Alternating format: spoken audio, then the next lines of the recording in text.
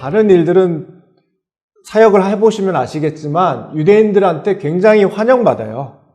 알리아 운동도 그렇고 뭐 구호 운동도 그렇고 또 뭐 정치적인 어떤 상황도 그렇고 이거는 다 정말 어디 가든 다 환영받을 그런 일이에요. 안 그렇겠어요? 그런데 이분들한테 복음을 전하기 시작하면서부터 이제 소위 고난이 시작이 되는 겁니다. 저희가 전도를 이제 화요일날, 금요일날 이렇게 하거든요. 금요일은 저희 동네 나가고, 이제 화요일은, 저희 동네가 이제 유대인 지역이다 보니까, 집값이 굉장히 비싸요. 아시다시피, 이제 안식일날 4마일 이상 걸을 수 없고, 또 다른 문제가 안식일날 할 수밖에 없는데 율법적으로 금지되어 있는 것들이 있어요. 예를 들면 유모차 미는 거라든가 또 기도문 들고 가야 된다거나 이런 게 다 노동이거든요.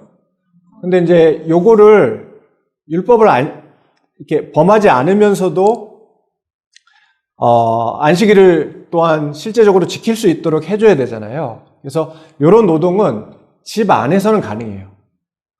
그래서 이제 이분들이 어떻게 뭘 만들었냐면 에루브라는 게 있어요. 에루브가 뭐냐면 그 집의 그 바운더리를 넓힌 거예요. 그래서 그게요 그냥 뭐 자기 마음대로 넓힌 게 아니고 넓히고 나서 정부에 신청을 해가지고 정부로부터 공인을 받아요. 그래서 그 안에서는 집에서는 가능한 그러니까 안식일날 최소한으로 할 수 있는 노동은 가능한 거예요. 근데 이제 문제는 뭐냐면 그렇게 에루브를 정해놓으면요 그 안에 들어가서 살아야 되는 거예요. 무조건. 율법을 지키려면. 안 그렇겠어요? 그러니까 그 안에 있는, 그 지역이 굉장히 넓거든요. 그 안에 있는 집들은 그 집이 비싸든 뭐 상관없이 유대인들이 무조건 사는 거예요. 그래서 유대인 지역이 집값이 비싼 이유가 그거예요. 이제 저희 동네가 에루브가 2군데가 있어요. 그리고 한 군데를 신청해가지고 지금 세 번째까지 생기려고 하고 이제 에루브가 있다는 거는 여기가 아주 유대인 집중 밀집 지형이라는 거예요. 그 유대인들이 처음 정착한 스탠포드 힐이라고 있어요. 우리 목사님 아실 텐데, 예, 거기에 이제 에루브가 또 하나 있고, 그리고 이제 글라스고나 뭐 이런 맨체스터, 그런 이제 영국에서 북쪽이거든요. 예, 거기도 이제 유대인들이 살고 있어서 이제 거기에도 있어요. 근데 이제 저희가 전도를 화요일은 좀 신흥 유대인 지역에 가고 금요일은 이제 저희 동네에서 하는데 뭐 경찰에 신고 당하는 거는 뭐 기본이에요. 이제 경찰도 다 알아요. 그래서 이제 그거는 해결이 됐어요. 왜냐하면 이걸 법적으로 이제 따져서 영국 법이 그래도 지금까지는 전도를 해도 문제가 안 되는 법이에요. 그러니까 이제 유대인들도 어쩔 수가 없는 상황이에요. 네. 그래서 이제 그거는 이제 해결이 됐고. 뭐, 이제 여러 가지 일들이 많죠. 뭐, 책상 뒤집는 거는 기본이고, 뭐, 제일 잘하시는 거는 이제 전도지 찢을 수 있을까까지 찢어가지고 손에 올려주기. 예. 그리고 이제 예수님 이름 얘기하면 침 뱉고, 뭐, 이제 이런 일들이죠. 그리고, 환영받지 못해요. 예. 지금, 그 믿는 유대인들 있잖아요. 그러니까 제가 메시아닉 주 이라고 하잖아요. 사실 용어를 지금 좀 정리를 해야 돼요. 제가 나중에도 설명을 드리겠지만 우리가 좀 이 유대인 선교를 구체적으로 본격적으로 하기 위해서 시급한 문제 중에 하나가 용어 정리예요. 지금 용어가 정리가 안 돼 있어요. 어떤 분은 메시아닉 주라고 했다가 어떤 분은 믿는 유대인이라 했다가 뭐 메시아 유대인이라 했다가 뭐 다 그냥 자기 임의대로 하고 있는데 이분들을 보면 진짜 어디 가도 환영을 못 받아요. 이분들은 먼저 유대인들 사이에서 환영받겠어요? 유대인 취급을 안 해줘요. 예수님을 믿으면. 그래서 저희 지도교수 짧게 쓴 글이 뭐였냐면 But I'm still Jewish예요. 그러니까 그럼에도 불구하고 나는 아직 유대인이야. 그게 책 제목이에요.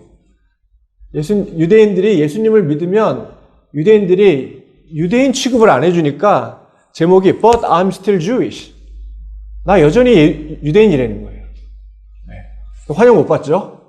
이분들 교회 가면 환영 못 받잖아요. 뭐 2단이고 3단이고 여러분들 잘 모를 수도 있어요. 한국에요. 메시아닉 주 얘기만 꺼내도 손가락질하는 교단이 한두 군데가 아니에요. 네. 우리 목사님 졸업하신 그 학교부터 해가지고 저희 교단도 그렇고 정말 그 여러분들 무슨 2단 간별사라는 게 있어요. 그 대표들이 다 목사님들이에요. 그분들이 무슨 뭐 혼자 사무실 내가지고 하시는 분들이 아니에요. 교단에서 2단을 특별히 연구하라고 뭐 연구비도 주고 직분도 주고 이런 분들이에요. 이런 분들이 메시아닉 주는 무슨 그 우리 흔히 듣는 얘기 있잖아요. 무슨 뉴 어포스톨릭 티칭하고 관련이 있고 해가지고 싸잡아서 2단 취급해요. 네. 저 많이 받아봤어요. 영국에도 있어요. 영국에 제가 이제 내년이면 10회가 돼요. 그러니까 10년을 한 거죠. 그러니까 영국에 있는 한인교회 중심으로 이러한 이스라엘 컨퍼런스를 해왔어요. 해왔는데 저희가 이제 선교사 협의회가 있고 그 한인교회 연합회가 있어요. 근데 이제 제가 사역은 유대인들 사이에서 하지만 컨퍼런스는 한인들 중심이잖아요. 그래서 한인교회 연합회 광고를 좀 해달라고 몇 번 부탁했는데요. 많이 거절됐어요. 이유를 설명을 안 해줘요. 네, 다 개인적으로 알고 있는데, 친분은 있는데. 이분들이 속 깊은 마음에 얘는 이상한 거. 그런 생각이 있는 거예요. 그래서 이 믿는 유대인들 사이에서도 인정을 못 받고, 교회에서도 인정을 못 받는 애매모호한 자리에 서 있는 거예요. 네. 유대인이라는 것도 힘든데 믿는 유대인은 제가 볼 때 더 힘들어요. 네. 이런 분들이 지금 예수님 믿는 유대인들이에요. 그런데요, 우리가 그 옆에 서주기를 원하잖아요. 안 그러세요? 이 자리에 오신 분들 다 그럴 거예요. 네. 우리는 그분들 옆에 서주기 원하는 사람이에요. 근데요, 문제가 뭐냐면 옆에 서면요 돌이 또 저희한테 날라와요. 제가 아까 2000년 2월에 신대원 졸업하고 3월에 갔다고 했잖아요. 저는 그냥 하여튼 단순하고 순수한 마음이었어요. 네. 어차피 유대인 선교할 거고 그러면 하루라도 빨리 나가서 사역하면 좋겠다. 그런 생각이었어요. 근데요, 결국 이제 영국에 가는데 하나님이 너무 주관적으로 저를 인도해 주시는 거예요. 정말 저는 정말 은혜를 많이 누렸어요. 정말 필요한 분들 너무 많이 만나고 사역도 계속 장이 열어지고. 저는 사실 제가 능력이 안 돼서 사역을 못했지 사역이 없어서 사역을 못한 적은 한 번도 없어요. 네. 어떤 분들은 진짜 사역을 잘할 뿐인데 장이 없어서 못하면 되게 많아요. 근데 저는 제가 못해서 못하는 거예요. 그런데요, 반면에 한국에서 진행되는 일은 진짜 진짜 힘들었어요. 일단 한국에서 목사 안수를 안 주려고 하는 거예요. 네. 그리고 목사 안수를 받고도 선교사로 파송을 안 해줘요. 근데 제가 어떤 분이 저한테 오셔가지고 뭐라고 얘기해 주냐면 얘기를 들어봤더니 참 희한한데 그럴 이유가 별로 없었거든요. 근데 일이 안 되는 거예요. 일이 안 되기 시작하니까 제가 그런 일도 있어요. 제가 장로교 고신이거든요. 근데 이제 장로교 분들을 아시잖아요. 노예가 되게 중요하잖아요. 특히 목사한테는 노예가 되게 중요하거든요. 하루는 노예를 갔어요. 갔는데 저 빼고 다 편지를 한 장씩 들고 왔어요. 누가 투서를 해가지고 박계원 목사는 선교사로 파송을 해주면 안 된다 해가지고 그 노예에 오는 모든 분들한테 투서를 돌린 거예요. 근데 이분이 얼마나 비겁한지 우리나라는 이렇게 도장이 찍히면 어디서 보냈는지 대강 알 수 있잖아요. 뭐 동작구에서 보내면 뭐 동작구 도장이 나오고 뭐 이러잖아요. 그거를 피하려고 어디 강원도 가가지고 편지를 보낸 거예요. 그 제가 왜 이런 일이 계속 있을까? 제가 무슨 잘못한 것도 아니거든요. 근데 이분이 무슨 다른 일이 있었어요. 그러니까 아직도 누군지 잘 모르겠어요. 근데 이제 어른들이 이분일 가능성이 많다 이제 이러면서 뭐 하는데 뭐 하여튼 뭐 본인들 자녀들 관련한 뭐 일이었는데 뭐 하여튼 뭐 그랬어요. 그래갖고 저는 뭐 잘못한 건 아무것도 없었는데 그냥 그런 일이 생긴 거죠. 그러면서 그 아까 말씀드린 그분이 저한테 뭐라 했냐면 자기가 들어봤더니 이거는 뭐 상식적으로 일어날 일들이 아닌데 자꾸 일어나는데 자기 생각에는 제가 유대인들을 사랑하고 유대인들을 품고 유대인들을 위해서 기도하기 때문에 유대인 같은 대접을 한번 받아보라고 하시는 것 같다. 이렇게 얘기를 해주시는 거예요. 근데요, 제가 그 얘기를 듣고요, 입을 싹 닫았습니다. 할 말이 없더라고요. 네. 그래서 이 고난의 길에 오신 것을 축복드립니다. 네. 어쨌든, 그래서 아까 말씀드렸다시피 다른 사역하면요, 환영받으실 거예요. 그런데 전도하겠다고 나서시면요, 일단 공부를 하셔야 돼요. 그리고 환영받지 못해요. 네. 유대인들 사이에서는 물론이고, 제가 나중에 말씀드리겠지만, 우리가 사용해야 되는 언어가 있고, 사용하지 말아야 되는 언어가 있거든요. 그 중에 하나가 선교사예요.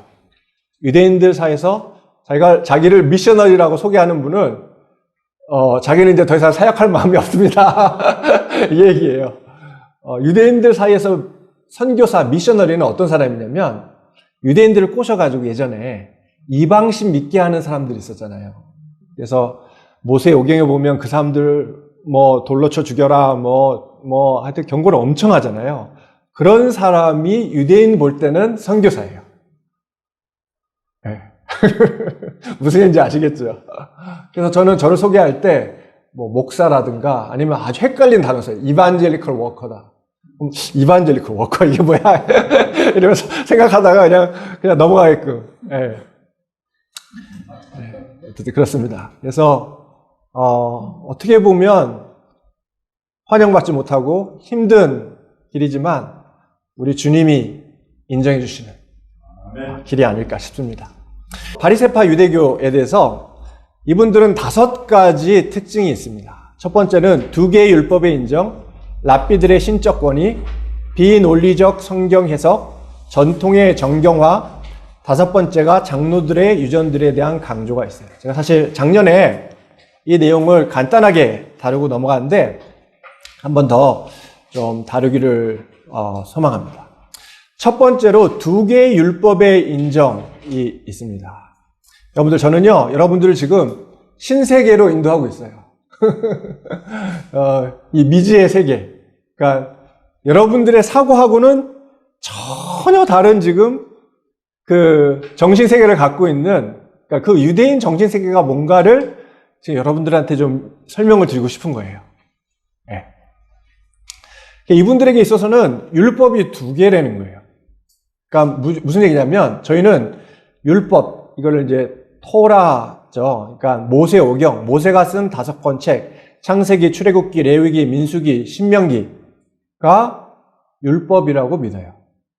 그런데 이분들은 이거 말고 다른 율법이 또 하나 있대요. 근데 문제는 뭐냐면 이 다른 율법도 하나님의 말씀이라는 거예요. 하나님의 말씀이라는 것은 이것을 우리가 이 모세오경 다루듯이 같이 다뤄야 된다는 뜻이에요. 네. 저희는 종교개혁을 통해서 이 틀을 어느 정도 많이 벗어난 거거든요. 유대교를 이해하려면 로만 카톨릭을 가지고 이해를 하면 이해가 되게 쉬워져요. 그래서 일반적으로 저희가 전통이 있잖아요. 전통. 성경이 있어요. 그렇죠? 개신교는 아무리 전통이 좋더라도 성경이 틀리다고 하면 전통이 틀린 거예요. 맞죠? 그렇죠? 로만 카톨릭은 그 권위가 전통과 성경이 똑같습니다. 그게 문제예요. 네. 그래서 아무리 성경이 틀리다고 해도 전통이 있으면 이 권위를 똑같이 두는 거예요. 네. 그런데 유대교는요, 여기서 더 나가요. 어떻게 나가냐? 전통이 성경 위에 올라가 있어요. 네. 그래서 여러분들 이런 얘기는 못 들어보셨을 거예요. 유대인들이 예수님 믿게 되잖아요. 로만 카톨릭에 끌립니다. 근데 그게 이러한 배경이 있는 거예요. 우리가 예전에 예수님 믿고 나서도 차례드리고 싶고 그런 좀 심리가 있잖아요. 유대인들도 비슷한 거예요. 이게 말로는 설명이 안 되는데 마음에 끌리는 거예요. 그거는 이러한 배경이 있기 때문입니다. 그런데 왜 전통이 유대교는 올라가 있냐면 바로 이 두 개의 율법의 인정 때문에 그런 거예요. 그래서 이들은 이 모세가 시내산에서 모세의 오경을 받을 때, 율법을 받을 때 이 written 토라 플러스 이 spoken 토라가 있다. 구전된 토라가 있다고 생각을 합니다. 그러니까 이제 구전이라는 거는 모세가 이 기록된 성경을 받은 동시에 들었다는 거예요. 그래서 이 모세가 아론한테 이야기를 해주고 아론은 아론의 자손에게, 아론의 자손은 아론의 자손에게 해가지고 그 목록이 또 있어요. 예. 바벨론 탈무드 이런 데 보시면 그 계보가 어떻게 이어져 왔는지 아주 탄탄한 논리죠. 예. 그래서 이 이방인이 유대교의 유명한 랍비 중 한 사람인 샴마이라는 사람에게 묻기를 당신은 몇 개의 토라를 가지고 있습니까? 했더니 샴마이가 이렇게 대답한대요. 2개. 성문 토라와 구전 토라. 그래서 그렇게 귀로 해가지고 구전되던 이 토라가 이제 주 200년경부터 4개의 책으로 정리가 된대요. 그게 미슈나, 예루살렘 탈무드, 바벨론 탈무드, 미드라시예요. 그래서 이 미드라시 같은 경우는 주 200년에서 900년경 완성이 됩니다. 그런데 유대교는 더 넘어서 이 구전 토라를 정경으로 인정하는 잘못을 넘어 성문 토라는 구전 토라 없이는 이해할 수 없다고 믿어요. 그러니까 하나님의 뜻이 너무 광대한데 이 하나님의 뜻을 성문 토라, written 토라에 기록하기는 불가능해가지고 구전 토라를 줬는데 구전 토라 없이는 written 토라를 해석할 수 없다 이렇게 주장을 합니다. 그래서 말씀드린 것처럼 정통파 유대인들은 현재 성경 공부의 약 95%를 이 구전 토라를 연구하는 데 사용하는 거예요. 두 번째 원칙은 랍비들의 신적인 권위입니다. 이 정통파 유대교에 따르면 랍비들은 성경 해석에 있어서 하나님과 동등한 심지어 하나님을 넘어서는 권위를 가지고 있어요. 정말 우리하고는 어울리지 않는 개신교의 신학하고는 많이 틀린. 그러니까 저희는요, 여기서 저희가 판단해 볼 수 있어요. 저희가 정말 겸손하게 말씀에 접근하고 또 복음을 나눌 때도 유대인들에게 겸손하게 접근해야 되겠지만 우리가 믿는 바가 더 맞는지 유대인들이 믿는 바가 더 맞는지 저는 구분해 볼 수 있다고 생각해요. 사실 이렇게 살펴보면 저희가 믿는 게 맞아요. 그렇죠? 그리고 이것을 위해서 우리의 믿음의 선진들이 유럽에 와보시면 아시겠지만 목숨 걸고 종교 개혁을 한 거예요. 그 신앙의 전통을 우리가 잇고 있는 것을 볼 수가 있습니다. 그래서 이들이 뭐라고 지금 주장하냐면 미드라시, 시프레, 듀테로노미 하는 이제 구전 토라가 있거든요. 여기 이렇게 주장해요. 랍비들이 비록 오른쪽이 왼쪽이고 왼쪽이 오른쪽이라고 가르친다 하더라도 너는 이들에게 복종해야 한다. 근데 여기서 멈추지 않고 정통파 유대교는 신명기서 30장 12절에 보면 하늘에 있는 것이 아니니 라는 구절이 있어요. 근데 이것을 문맥으로 보면 유대인들이 주장하는 것하고는 전혀 반대의 뜻이에요. 근데 유대인들은 뭐라고 이 구절을 따가지고, 그러니까 이 out of context, 그렇죠? 우리가 성경을 해석할 때 문장 자체도 중요하고 문장이 쓰여 있는 그 상황이 중요하잖아요. 그렇죠? 그거를 전혀 고려하지 않고 그냥 말씀만 딱 따가지고 뭐라고 주장하냐면 명령이 하늘에 있는 것이 아니기 때문에 토라가 하늘에 있지 않다는 뜻이고 이것은 하나님께서 해석의 의무를 가지고 있지 않으시고 심지어 하나님은 랍비들의 해석에 절대로 반대하지 않는다고 강조해요. 웃기죠? 네. 그런데 유대인의 머릿속에, 특별히 정통파 유대인의 머릿속엔 그게 있는 거예요. 이게 어떻게 나타나냐면 전도할 때 막 전도하다 보면 자기들 막히잖아요. 그러면 아주 전형적인 답변이 있어요. 그건 뭐냐면 우리 랍비한테 가서 물어봐. 네. 자기는 뭐 믿는지 잘 모르겠대, 솔직히. 그런데 자기가 믿는 거는 랍비가 믿는 거래요. 그래서 자기를 개종시키고 싶으면 랍비를 개종시키면 자기가 개종된다는 거예요. 네, 이게 무슨 논리인지 아시겠죠? 네.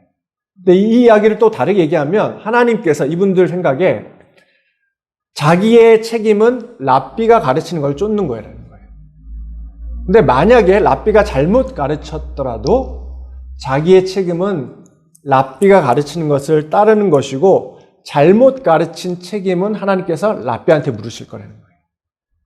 그래서 그게 잘됐건 잘못된 것 안에 자기는 랍비가 가르치는 것을 따르겠다. 그러니까 이 전통이 성경 위에 올라가 버리는 거예요. 네. 그런데요, 여기서 멈추지 않습니다. 여기서 멈추지 않고 더 나가서 뭐라고 주장하냐면 여기 보시면 바벨론 탈무드에 나와 있거든요. 랍비 나탄이 이 엘리야라는 랍비한테 이렇게 물어봐요. 토라가 하늘에 있지 않다. 아까 신명기 30장 12절 명령이 하늘에 있지 않다는 하나님의 뜻이 무엇인가 했더니 엘리야가 이렇게 대답한대요. 하나님께서 언급하시기를 나의 자녀들이 나를 이겼구나. 나의 자녀들이 나를 이겼구나. 라고 하면서 랍비들이 어떻게 보면 성경을 해석하는데 하나님까지도 넘어서는 절대적 권위를 가지고 있다고 주장합니다. 네. 이게 유대교예요. 네. 바리새파 유대교. 이해가 안 가시죠? 네. 참 저희는 저희 믿음의 선진들에게 진짜 감사해야 돼요. 네. 이분들이 하나님의 뜻을 쫓고 하나님의 뜻을 발견함으로 목숨을 걸고 지킨 거예요. 네. 그리고 교회를 개혁해 나가고 지금도 개혁을 해야죠, 우리가. 세 번째 원칙은 뭐냐면 비논리적 또는 정통 유대계에 의하면 미드라시적 성경 해석이에요. 이들은 이 성문 토라, 그러니까 우리가 갖고 있는 성경이죠. 이 성경이 하나님의 모든 뜻을 집대성한 것이기 때문에 토라에서 표면적으로 드러나는 의미 외에 숨겨지고 때로는 암호화된 의미가 있다고 믿어요. 이러면요, 진짜 문제가 골치 아파져요. 무슨 얘기냐면 문장 그대로의 뜻이 아니라는 거예요. 이 안에 숨겨지고 비논리적인 뜻이 있다는 거예요. 네. 여러분들 탈무드를 읽어보시면요, 문장을 넘어서 가지고요, 물론 도움이 되는 구절들이 있어요. 그러니까 이제 쉽게 얘기하면 탈무드가 주석서잖아요. 주석이라는 게 성경에 대한 해설을 달아놓은 거거든요. 그래갖고 도움이 되는 구절들이 분명히 있는데 어떤 구절들은 무슨 이런 황당한 얘기를 할까? 그러니까 전혀 문맥에도 상관없고 문장 자체는 말할 것도 없고 그런데 그냥 막 무슨 상상의 나래를 펼쳐요. 네. 왜 이것이 가능하냐면 이 미드라시적 성경 해석을 하기 때문입니다. 그래서 이들은 종종 성경에 있는 그대로의 언어를 무시하거나 문맥을 뛰어넘어서 성경을 자의로 해석합니다. 여기에 덧붙여서 출애굽기 23장 2절, 이것도 문맥하고 전혀 관계가 없는데 거기 보시면 다수를 따라라는 구절이 있는데 이것을 왜곡해서 적용해서 비록 그것이 의미나 문맥에 맞지 않는다 하더라도 대다수의 랍비들이 성경을 동일하게 해석하면 그것을 따라야 한다고 주장합니다.